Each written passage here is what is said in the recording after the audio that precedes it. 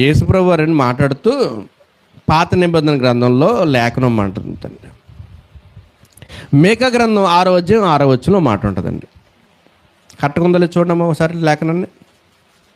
మీకా గ్రంథం 6వ అధ్యాయం 6వ వచనం. ఓకే అక్కడెక్కడికి వచ్చాం. ఏమి తీసుకుని వచ్చి యెహోవాని నేను దర్శిస్తాను, ఏమి తీసుకుని వచ్చి మహోన్నతుడైన దేవుని. ఒకళ్ళు చదవనరా, చదివిన వాళ్ళు క్లియర్గా చదవనరా. ఏమి తీసుకుని వచ్చి మహోన్నతుడైన దేవుని సన్నిధిని నమస్కారం చేస్తాను, దహన బలులను ఏడాది దూడలను అర్పించి దర్శిస్తాను, వేల కొలది పొట్టేలను, వేలాది నదులంతా విస్తారమైన తైలము తీసుకొచ్చి ఆయనకి సంతోషం కలగజేస్తుందా?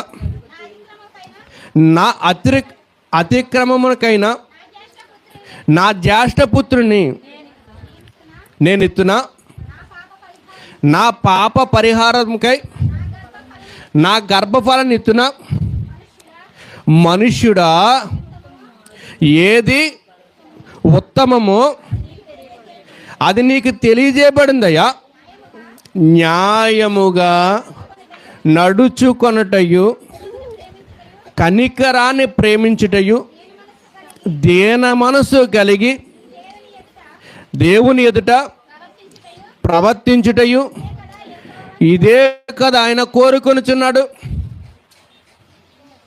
ఇవన్నిటి గురించి ఏముంటుంది? అదంతా నీతే కదా, అవునా కదండి?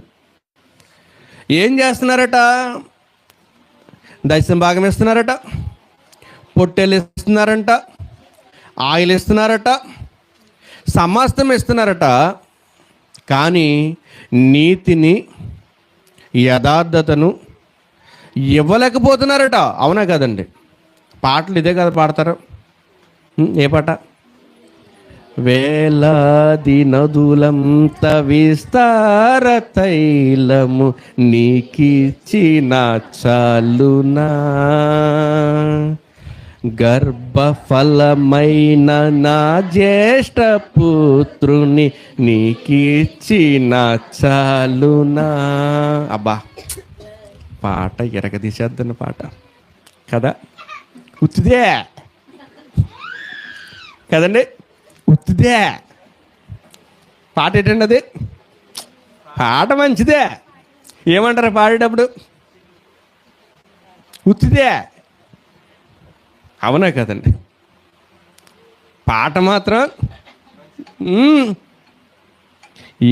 ఆ వచ్చిన బట్టి పాట కట్టారు అక్కడ. నేను ఇస్తాను అన్నారు కదా, నేను మాట అంటాను. మీకు గర్భఫలాన్ని ఇచ్చారా దేవునికి? ఇచ్చారా? పాట ఎరగదీస్తాం. ఎన్నిసార్లు చెప్పేసి ఉంటావు కదండి? నదులంతా వేలాది, మళ్ళీ ఒకటి రెండు కాదు, తైలం. మళ్ళీనేమో పొట్టేళ్ళు ఏడాది, వేలాది పొట్టేళ్ళ, ఒకటి రెండు కాదు, వేలాది పొట్టేళ్ళు. ఇక్కడ స్తోత్రాలు ప్రభా, వేల కొద్ది స్తోత్రాలు, ఒక్క స్తోత్రం కూడా పలకడు ఇక్కడ, అవునా కదండి? వేలాది స్తుతులు స్తోత్రాలు నీకే ప్రభా. మాటలు, ఈ బ్యాచ్ ఏం బ్యాచ్ అండి? మాటలు పోగు బ్యాచ్, అవునంటారు కదన్నారు. ఇవన్నీ మాటలు పోగు తప్ప పనులు ఉండవు. గమనించాలి. దేవుడు ఏం కోరుకున్నాడంటే చివరన 3 మొక్కలు చెప్పామా? మనుష్యుడా, ఏది ఉత్తమమో అది నీకు తెలియజేయబడి ఉంది కదా. ఎలాగ నడుచుకోరా అబ్బాయి? న్యాయంగా నడుచుకో, కనికరాన్ని ప్రేమించు, దీన మనస్సు కలిగి నీ దేవుని ఎదుట ప్రవర్తించురబ్బాయ్. అదవుతుందండి. దేవుని ఎదుట ఎలాగ ఉండాలంట? దీనముగా నడుచుకోవాలి. ఏముండదు, కానీ పాట మాత్రం పొడుగ్గా ఉంటుంది. కదండి.